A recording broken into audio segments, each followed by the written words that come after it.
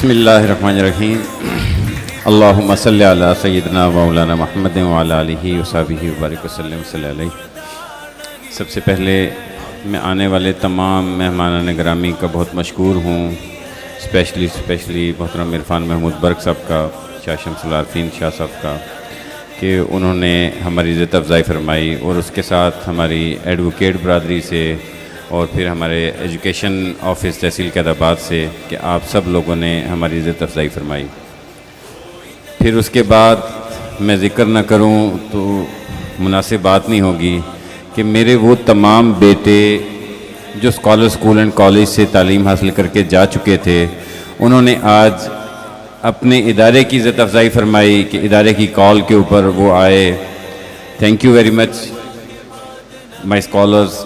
اللہ پاک آپ کی دنیا اور آخرت اور زیادہ حسین بنائے۔ اچھا بچوں، جو بچے اس وقت 10th کلاس کے اسٹوڈنٹ ہیں یا فرسٹ ایئر کے اندر ہیں، سیکنڈ ایئر کے اندر ہیں، یا جو بچے جا چکے ہیں، آپ سب کے لیے یہ محفل سجائی گئی ہے بیسیکلی۔ باقی ہم سب تو بائی دا وے ہیں، آپ کے لیے ہیں، because you are future of Islam, you are future of Pakistan.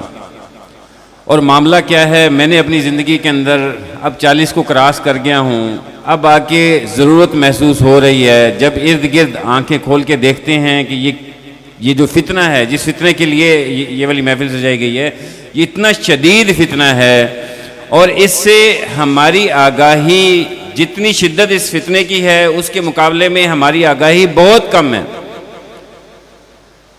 دو باتیں میں اس کے ریگارڈنگ کر دوں، چونکہ گفتگو زیادہ ہے، ٹائم ہمارے پاس ختم ہو چکا ہوا ہے۔ ایک بات تو بچوں یاد رکھیں، قادیانی مذہب نہیں ہے، یہ والی بات ہم سب کو پتہ ہونی چاہیے۔ قادیانی مذہب نہیں ہے، قادیانی ہمارے پاکستان کی آئین کی روح سے نان مسلم ہیں۔ اس کا مطلب یہ نہیں ہے کہ یہ کوئی اقلیت ہے، یہ مائنارٹی بھی نہیں ہے۔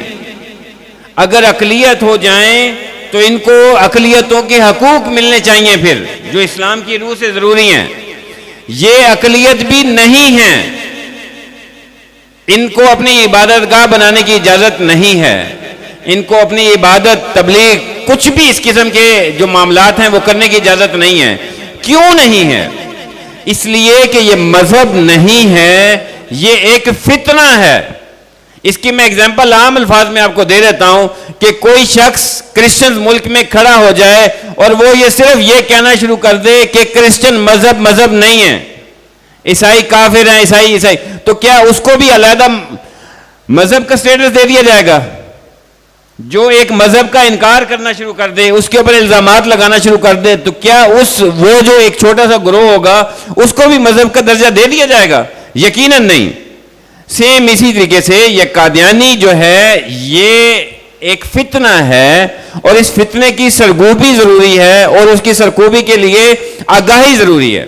ابھی جتنی بھی ہماری محفل ہوئی ہے، اس سب محفل کا خلاصہ یہی ہے کہ ہم لوگوں کو پتہ ہی نہیں چلتا کب ہمارے ایمانوں پر ڈاکہ ڈال دیا جاتا ہے، چونکہ اس کی نشاندہی نہیں ہو پاتی۔ تو بچوں،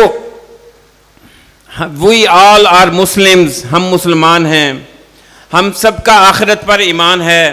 ہمیں اس بات کا پتہ ہے کہ ہم نے یہ جو دنیا ہے یہ عارضی ہے، اور اس کے بعد ہم نے چلے جانا ہے، ہم نے اگلے جہان میں چلے جانا ہے، اور وہاں پر ہم سے سوال و جواب ہوں گے۔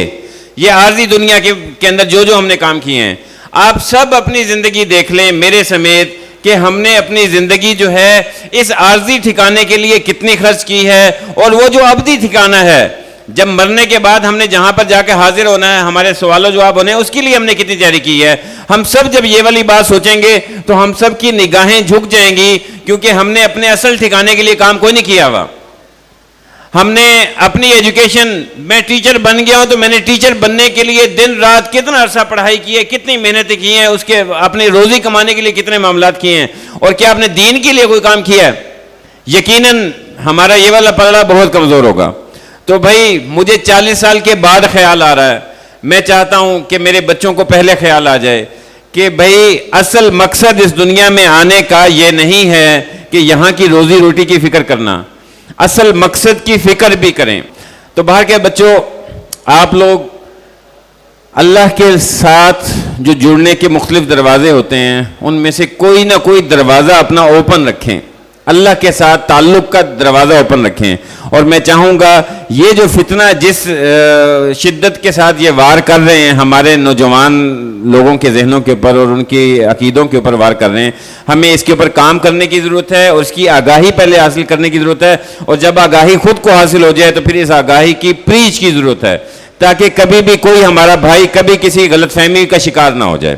تو جیسے سب نے پہلے باتیں کر لی ہیں، انشاءاللہ ہم سب مل کر عقیدہ ختم نبوت کی ترویج کا کام کریں گے انشاءاللہ ثم انشاءاللہ.